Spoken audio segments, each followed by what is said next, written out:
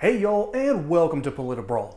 My name is Brian, and Tucker Carlson gets Michael Avenatti, the Stormy Daniels lawyer, so mad that he ends his own career on live television. Stormy Daniels was to perform in Richmond in a depressing strip club. This hero that you say you're protecting, you're her protector. Why is she working in seedy strip clubs while you're on television wearing expensive suits? Why are you not exploiting her? Why is she doing that? Because she wants to, Tucker. And she wants to. This is America. This is America. And guess what? If a woman wants to perform in a strip club, she does so. But you're getting rich. Even though people, I'm not getting rich. Even though people like you, demean her. I'm not demeaning and call her. You're the one who's profiting. You're the one that refers to her consistently as a porn star, and as to me as a creepy porn lawyer. And meanwhile, you give the president. Meanwhile, you give the president a pass who had unprotected sex with the porn star with a 4-month-old son at home. Well, you are a moralizer for a guy who does what you do. No, but you are though. You are a little moralizer. You're like, we're in church now with a 4-month-old son. Okay,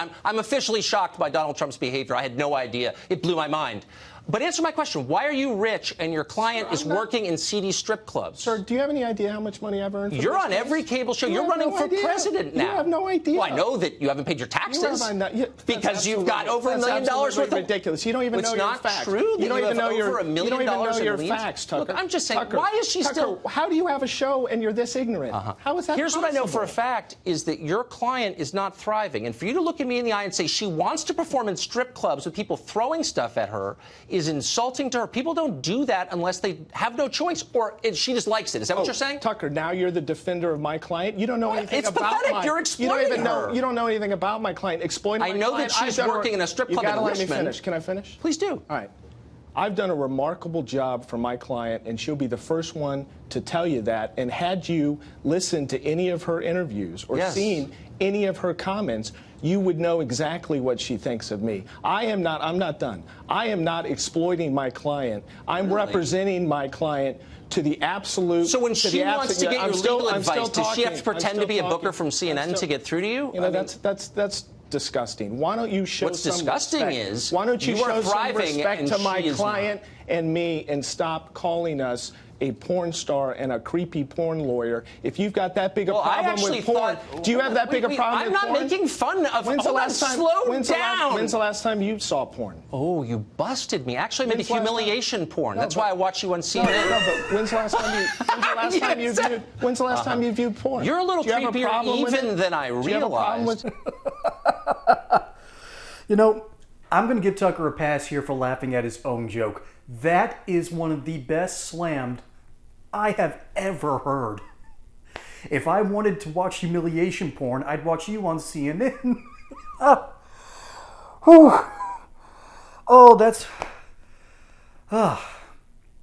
That's right up there with thy father was a gourd-bellied codpiece.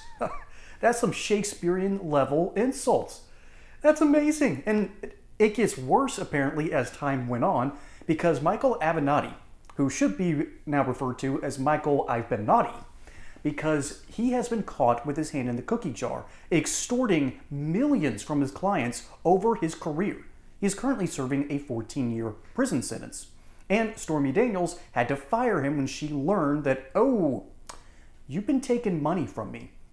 So maybe, just maybe, Tucker would have been a better defender than he was. Hey y'all, I just wanted to give a shout out to my friends over at Colonial Metals Group. Their experts understand exactly what they're doing with gold, silver, and other precious metals, unlike our current leadership, which is giving us rampant inflation, terrible Federal Reserve policies, a president that doesn't know what planet he's on, and of course, an out-of-control Congress that won't stop spending. We have to figure out ways to keep our wealth safe. And the best way to do that is to go over to my friends at Colonial Metals Group, because their experts can help you diversify your portfolio, and they've got an amazing offer for first-time accounts. Free gold, silver IRA accounts, insured storage for 5 years, up to $7,500 in silver delivered directly to your home, and a safe to keep all that stuff in. So go over regardless and see what they can do for you, and protect your wealth and your future today.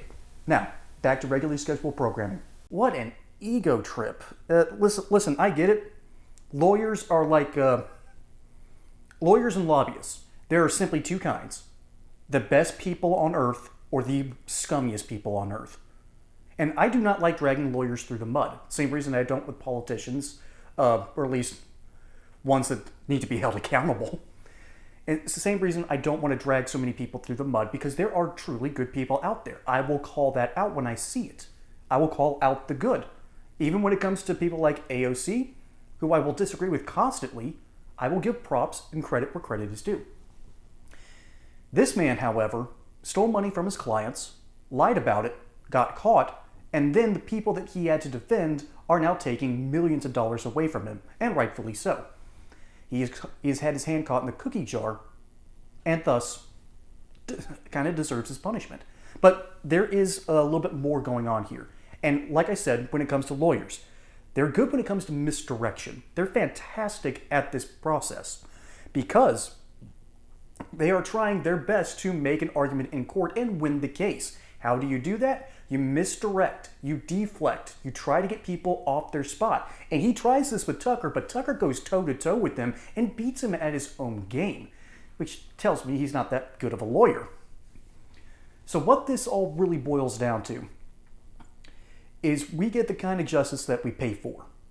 Stormy Daniels is currently not doing too hot in the trial. And as a matter of fact, the trial, I believe, is going to come back and he'll probably exonerate Trump.